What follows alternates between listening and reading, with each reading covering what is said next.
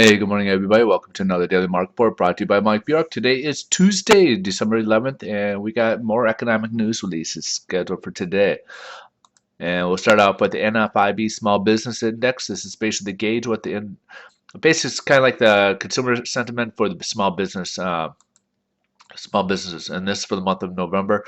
So we had in October 93.1, and then it came in at 87.5% or 87.5. So a pretty big drop there.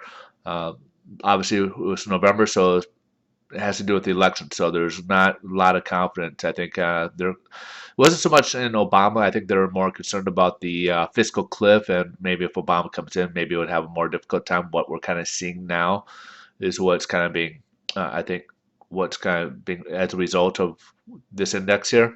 So we'll kind of wait and see how it comes out. I think a lot of them were still not happy with Obama from back with the Obamacare, adding more costs to the small businesses. So I don't think they're think too highly of him at this point. Then we also had the trade deficit for the month of October. We had a negative 40.3 billion in September. We figured that would worsen to 42 and a half, and it did worsen. Not quite to expectations, but still close enough. 42.2 billion negative. We got wholesale inventories for the month of October. We had a 1.1% increase in the month of September, and it came in at October up 0.6%. So still pretty good. We still had people increasing on their inventory levels, which is a good sign. And then we got job openings for the month of October. So back in September we had 3.6, and it went up a little bit towards October to 3.7 million. So decent numbers right there.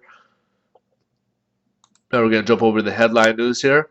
And the stock market's up. If you look at the Dow, it's actually up over 100, a little over 100. So obviously NFI, the small business index didn't phases, but what they're feeling is that there's a little bit more optimism that some type of this impasse may come to a head here. So I think the investors are feeling, Wall Street's feeling a little bit more secure about hopefully this fiscal cliff being resolved shortly.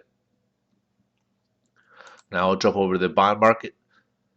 And we see this big drop here. We got an opening gap here, but a lot of it has to do with we had a 25 basis point bond rollover, which will basically put us back in the same levels here. So I wouldn't count that. You take it for basically a grain of salt. Basically, what that means is that they close out last month's pricing and they start new month's pricing for the next month's on the mortgage-backed securities. So that's what that means. There's no changing in the rates or anything at this point. So we're about the same as what we left off yesterday when it comes to terms of pricing. All right, folks, you guys have a wonderful day. We'll have more news tomorrow as we had the Fed begin their two-day meeting and giving their statement tomorrow afternoon, and we'll touch base on what to expect with the Fed meeting tomorrow. All right, have a wonderful day. See you tomorrow, and thanks for watching.